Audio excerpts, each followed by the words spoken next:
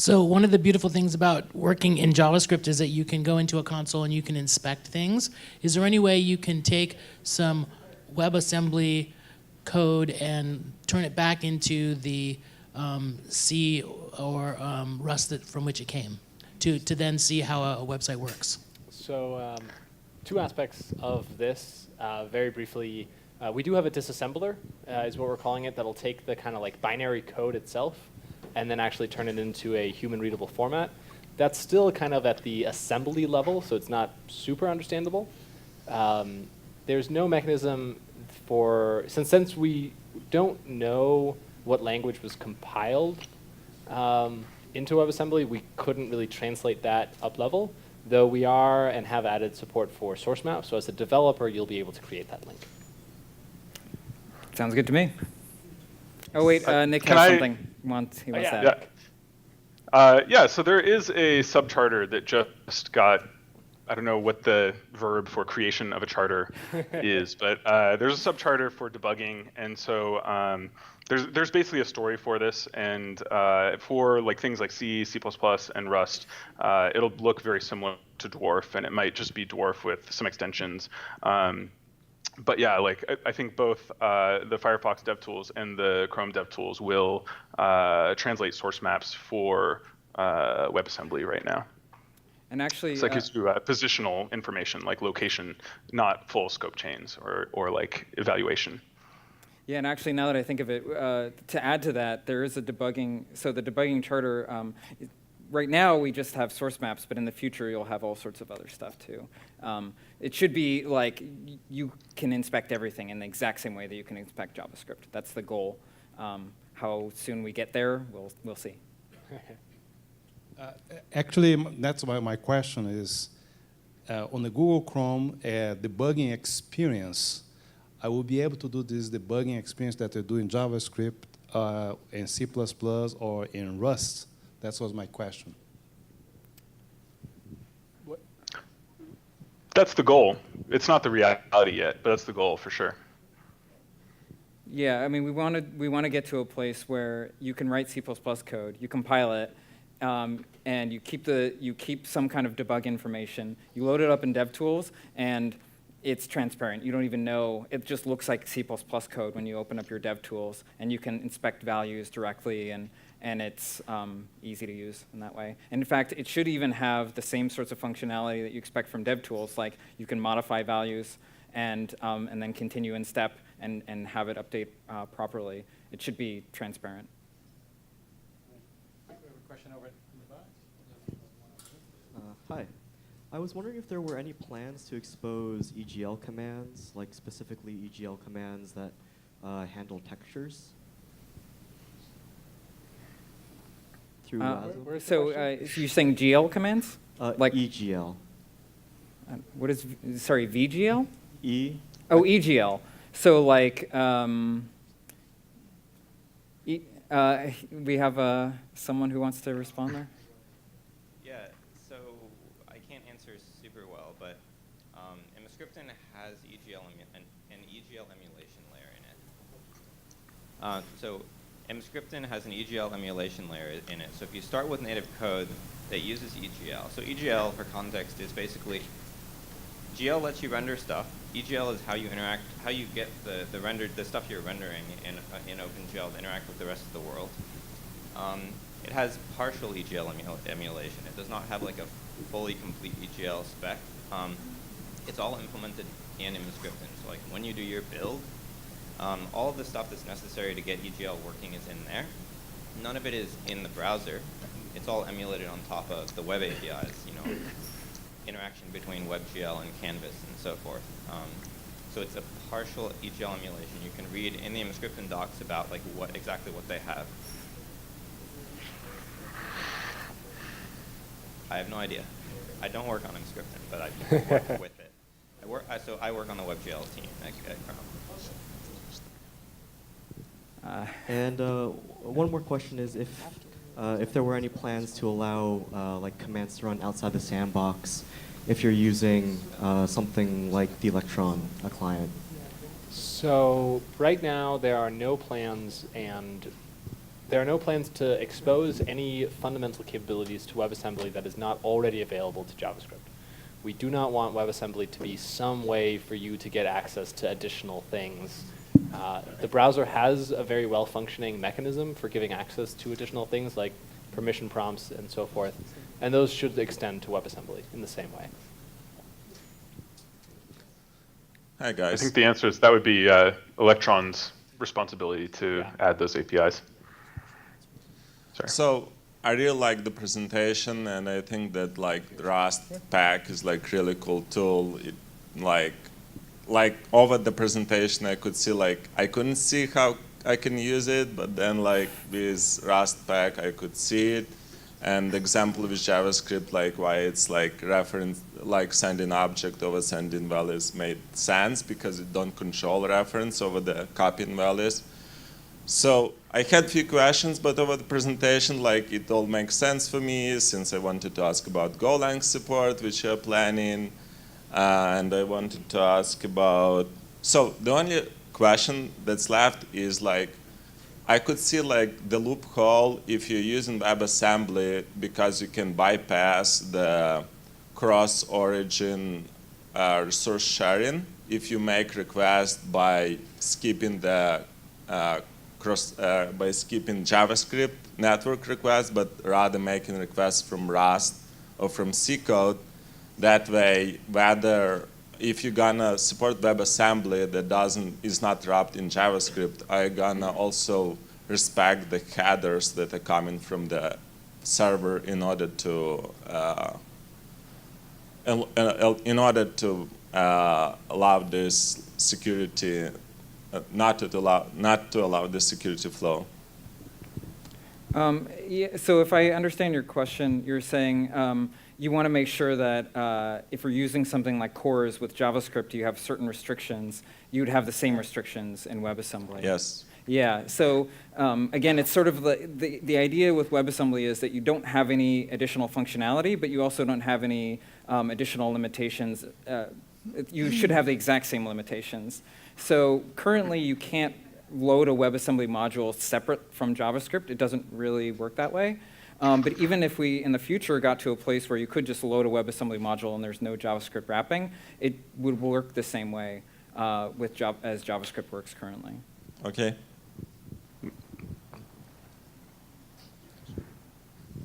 Hi.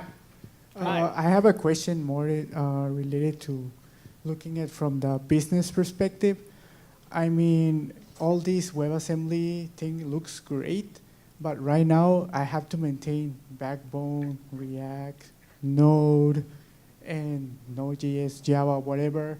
And now if developers start writing in WebAssembly, what are your thoughts on now we have to maintain this additional layer of a different language to write in WebAssembly to support the business? So it looks like right now with WebAssembly, anyone can write like in all these different languages, and we'll still have to maintain that. So do you have any thoughts on that? It looks like just another layer of language to maintain. I mean, looking at it from the business perspective. And you're asking specifically about say an individual like company who Yes. needs to maintain a variety of technologies in order to deliver the experience that they want. Correct. And now Yeah. WebAssembly is an additional thing that they have to care about. Yes. I would say that there definitely, with every new technology, is that additional cost of having to understand it. It is up to each individual company or business whether or not the value of utilizing a new technology is worth the presumed overhead of understanding that technology and keeping it up to date. This is part of why we say that WebAssembly is not a replacement for JavaScript. JavaScript is still a great language. It does the vast majority of what developers need to do. If JavaScript solves your use case, then use JavaScript. If you feel like you need to use something like WebAssembly to fulfill your need, then go and do that. And that definitely, to your point, will come with some cost of understanding the system and maintaining it. Yeah. Thank you.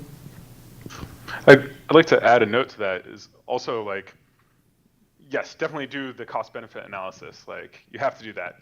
But like what you might find is that code written in other languages might be more maintainable and might long-term lower the costs, right? Like, so like having a nice type system that helps you maintain code and keep it bug-free in the future. Yeah, there's definitely a trade-off there. I know a lot of people don't write JavaScript, right? You'll write maybe TypeScript, or maybe you use Elm or something. And that's like a company decision where you'll say, this is actually a win for us. Even though it's not JavaScript, it's different, We want to use this other language because we get these benefits out of it. And I think maybe you should look at WebAssembly in a similar way. Okay, I was wondering, it looks like when you're calling the OpenGL calls, you copy it to a buffer, and then you send that up to the canvas, and then you copy it into the canvas, into the, you have to have a canvas on your page to get this OpenGL running. Is there any way, or would there ever be a chance that the whole viewport would have its own frame buffer that we'd be able to write to, if that's how it works at the moment? I mean, it's a cool idea, but one of the things that we really like, at least I really like about WebAssembly, is that it integrates with the page, right? So the idea is that we already have the DOM, and some people don't like it, right? Because it's maybe got some slowness to it or whatever. But it's actually pretty fast, and it's great for things like accessibility, and it has font rendering built in automatically, and it some of the stuff that I showed in my presentation was like, these are things that you get for free, right? So taking that away and saying I'm just going to render into a canvas means that now you have to do all that yourself. So there definitely is a sort of a balance that you want to walk there. It's like, do you want to put all of that into WebAssembly? Maybe not. Maybe you want to actually do a lot of what the browser is already giving you and only use just the part that you really need for WebAssembly, kind of like Nick was talking about. Yeah, and it's more than just just the cost of re-implementing accessibility yourself as well. It's like also the code size overhead, right? Like the browser already has it built in, and you would have to actually ship that over the network, which is going to make longer page loads. Which there's been all the famous studies about how that directly correlates with like revenue and yada yada yada. Yeah. All right. Well. Oh, also, you can kind of do that right now as well. If you decide that that is something you want, you can just do a canvas that's the 100% width, 100% height of the screen, right? I just figured it'd be a little slower than this copying to, or if you could just write to the frame buffer itself for the full viewport. That would be You're talking about the memory. better. Yeah. I see, yeah. There definitely is there's a cost to do the copy in, copy out. There maybe will be ways to improve that in the future using things like the future host bindings proposal that we're considering. But in all likelihood, there's probably still going to be one copy, I think, at least one copy. Yeah. So yeah, anyway, this is the sort of thing that we're definitely interested in trying to reduce the number of copies that happen between WebAssembly and the DOM. Yeah. I could maybe imagine a world where so right now WASM has just one linear memory, maybe another one of those memories is the frame buffer when that kind of gets extended. Yeah, we've talked about it. It's, anyway, yeah. Yeah. So I have impression that WebAssembly is kind of in development technology. So I didn't hear anything specific about different versions. It's whatever, current version. And of course, I'm really concerned about backward compatibility. So I see you have a lot of other languages to adopt ahead of you and a lot of maybe new features. And are you going to try to keep backward compatibility or not? So I think there were two questions in there. One was kind of web compatibility, as in compatibility across different browsers. And well, I am first of all compatibility between different versions of WebAssembly. Okay. So definitely WebAssembly will continue to advance and have new features. I mentioned some of the ones that we're currently working on in my presentation. Those will probably come at slightly different times to different browsers, but should be fairly small window. And so there shouldn't be too many different browser issues. To your question of backwards compatibility, Ben, you probably know this better than I, but I don't think that we'll end up in a situation where a WebAssembly module that you write today doesn't work in the future. I think we'll continue adding features, and certainly future WebAssembly versions that use more advanced features like SIMD or threads wouldn't necessarily run the same way on older systems. The idea is meant to be very much like writing JavaScript, right? You write JavaScript like, you know, ES6 or whatever, ES 2018 is what you call it. Anyway, 2015, right? Anyway, you write JavaScript code. Well, that's very, very different than JavaScript you wrote in 1996, right? Hopefully. But you can still, yes, hopefully. But you can still run that same JavaScript code. So JavaScript is versionless, and in the same way, WebAssembly is versionless. We'll always add features, but you can still always run those old WebAssembly modules, and there should be no change. Additionally, the Binarian project has a tool called WASM2JS, which actually takes your WebAssembly module and it compiles it down into essentially ASM.js, so that for like Internet Explorer 11 is like the last browser that's still in wide use that doesn't support WebAssembly, and that's a way to do that. And so like as newer features like threads, well maybe not threads, a good example, SIMD, get added to WASM, the Binarian project will also kind of act as a polyfill the way that like Babel allows you to compile ES classes down to kind of like a ECMAScript 5 standard, so it could run in like IE6 or whatever. So there's kind of a story for using the new features even before like all the browsers have the support that you would want. Okay, so this definitely sounds great because like we know example of Scala, for example, which is not backward compatible and it's definitely creates a lot of issues. So I also have another question. So like during existence of JavaScript, there were a lot of attempts to avoid writing in JavaScript. There were a lot of frameworks created which auto-generate JavaScript. There was even Dart created by Google, which was trying to replace JavaScript. It didn't maybe work as well as it was expected. So, but with this WebAssembly, definitely we have another opportunity kind of to not to write JavaScript anymore. So, like, do you expect any new kind of framework to appear based on WebAssembly kind of, and using better language than JavaScript, like as it was with Dart, for example, and kind of this definitely should help to replace JavaScript with some kind of maybe better language, maybe? What do you think about this? So we've already seen actually some frameworks the same way that like React or Angular is a framework. We've already seen some of those starting to be developed for WebAssembly. So there are frameworks where you write C++ and they help you with like the model view controller model stuff, and then compile that into WebAssembly, and they have build tools and things like that to help you. So we've already seen that start to happen, which we're excited about because frameworks are great and there's lots of them, and you pick the one that you want to use, and we want you to be able to do that with WebAssembly just the same way that you were doing with JavaScript. Yeah, although I think the most important thing is that, I mean, I think maybe all of us mentioned it, I don't know, but there's no goal to replace JavaScript, right? Like JavaScript is still like king of the web programming languages, and that's, I don't think that'll ever change. And it doesn't need to change, right? JavaScript, you use it when you need it. I think Nick really hit on an awesome point here, which is that you write JavaScript because it's easier to write. You know, and if you need TypeScript because you want, or something like that, you write a language like that. You use WebAssembly for finding those like little performance nuggets where you're like, okay, this is something I need to be fast.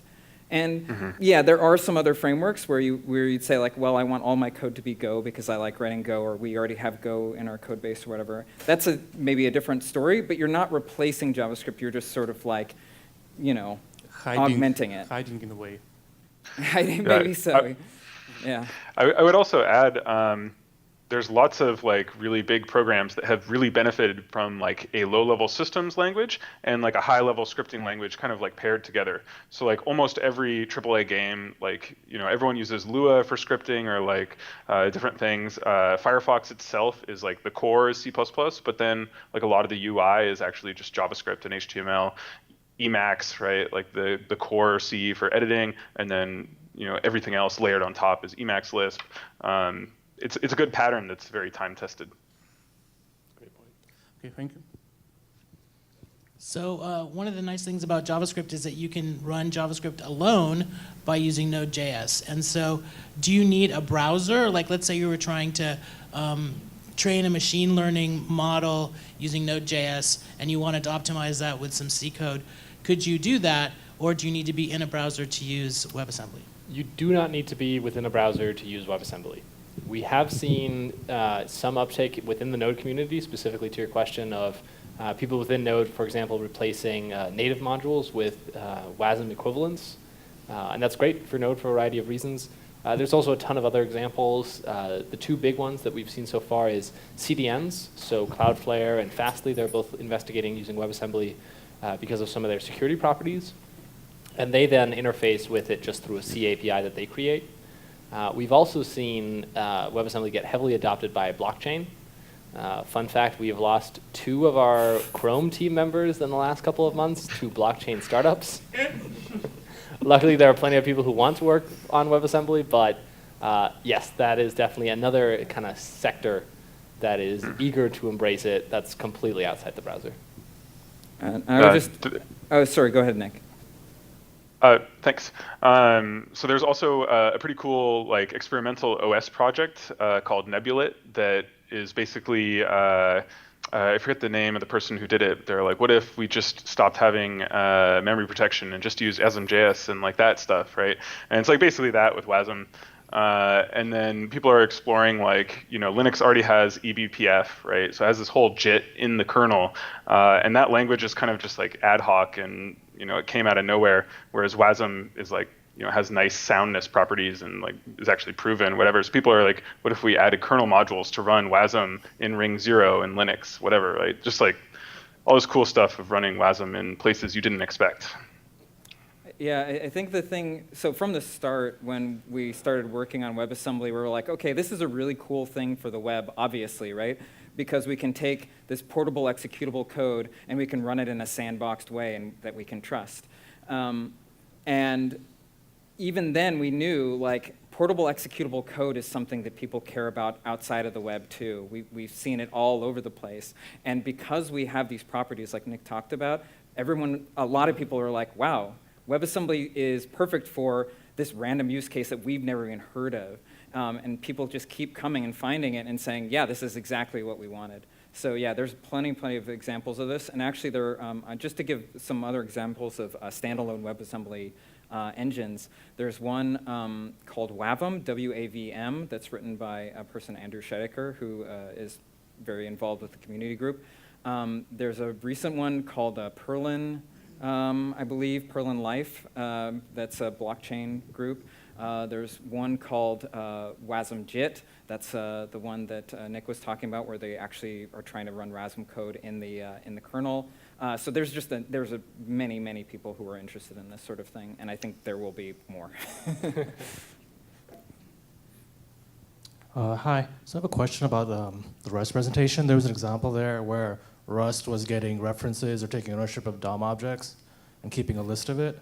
What happens if a JavaScript function like deletes one of those DOM objects? It's like turns to a use after free in the Rust code. So what are these? Are there runtime exceptions in WASM, and how does WASM handle them? Are there like null pointer exceptions that pop up? So there are traps, but the way that generated code works, like the JavaScript code doesn't have access to it at the scope, right? It's in its own module. So no one can mess with like that stack of objects that are passed to WASM, or there's also a heap. What they could do is they could remove it from the DOM, but like because JavaScript and the DOM, everything's like garbage collected or cycle collected, the strong reference from that stack is going to mean there's going to be no use after free or anything. But yeah, like if you, one of the early bugs that we had in the Rust WASM stuff was the way that LLD was laying out memory was it would first put out a bunch of global data, and then it would put the stack after that, and then the heap would grow into the wilderness. And so if you overflowed the stack, you would actually overwrite global data, because there's no way to like set a page handler or like fault a null page, I guess. And so we actually worked with LLD to rearrange or at least add an option to rearrange the stack so that the stack comes first. And then what happens is, rather than kind of overwriting the global data, you'll try to do an underflow, and that will cause a trap in the WebAssembly, which is a JavaScript exception. Oh, your stack goes down. Yeah, the stack goes down, exactly. Okay, So what kind of exception would that be? Like, so Java has like the null pointer exception. What's the common exception in? So WebAssembly has traps, but traps are not really like exceptions. The idea is that, so we have this linear memory, we've talked about it a number of times. You can sort of think of it as like an array buffer. It's just an array of bytes. And if you ever try and access outside of it, you'll trap. And the trap turns into a JavaScript exception if it bubbles out, but it's not like an exception in this. It's more like it's almost more like a Rust panic, I think, in the sense that like you're not really meant to do it. It's mostly supposed to be like you did something wrong. This is probably a programmer error, as opposed to like throwing an exception where it might be that like the user did something incorrect. But it's not meant to be recoverable. Yes, right. Although technically it is recoverable, like I said, it turns into exceptions. So you sort of have to know what the WASM module is expecting. There's a possibility that you sort of screwed it up, and there's a possibility that like, oh, this is fine. But in general, it's supposed to be not recoverable. So one of the things I noticed between the Rust and Emscripten part is the integration story.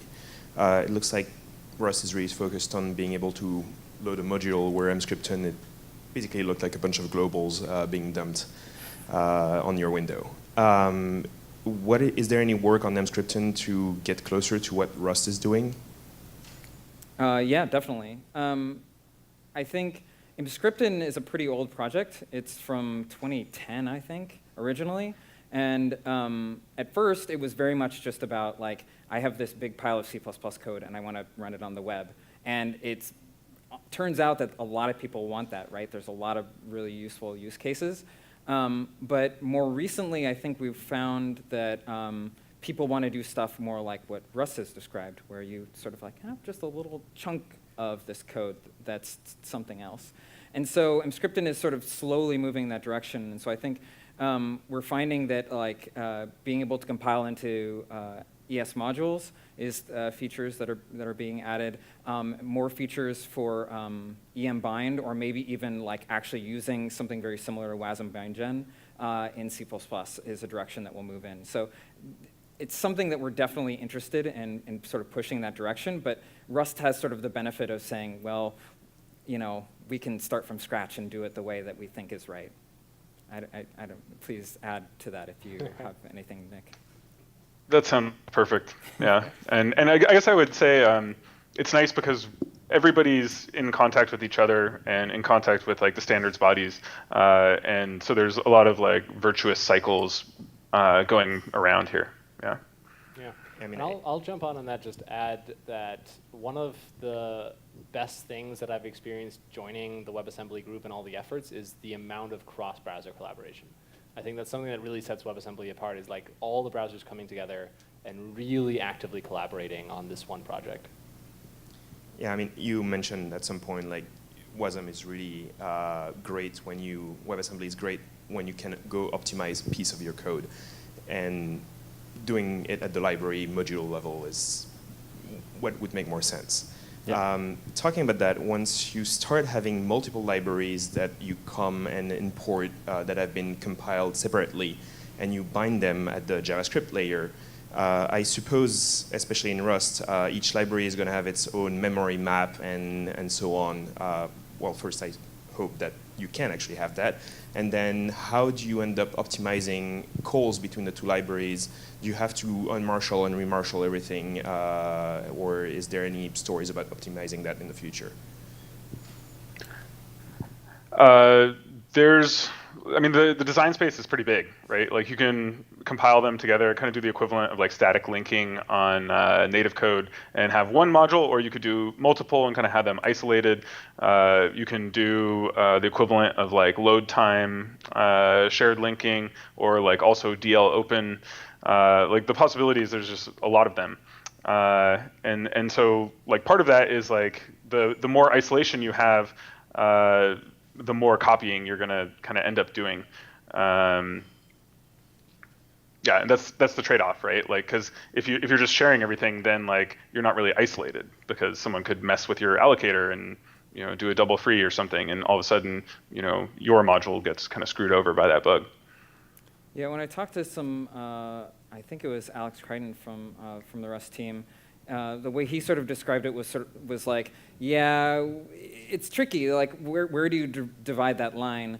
And at least the way he was suggesting it was like maybe it's not just each module gets its own memory, but maybe you say, okay, well, here's a nice little solid bundle, and these ones get their own memory, and then here's a nice other little solid bundle. Okay, these ones get their memory, but yeah, obviously you have to sort of determine for your application where it's appropriate, in the same way that you would do with a shared library in a native code. Yep. Thanks. All right. All right. Any other questions? Yes. Last call. We got through them all. You have a question? Yeah. All right. I think this is a great presentation. We have two real presentations, and then we have somebody from Portland, Oregon. I wanted to find out, this is like e-learning. Are we disrupting education where we can learn this way better than at Stanford or Berkeley or MIT? Because we are actually, it's like high quality people all over the world. They are decimating their information, their knowledge to the audience. So we are so captivated by the real people and also virtual guy right there. I was actually thinking I might start hosting these remotely.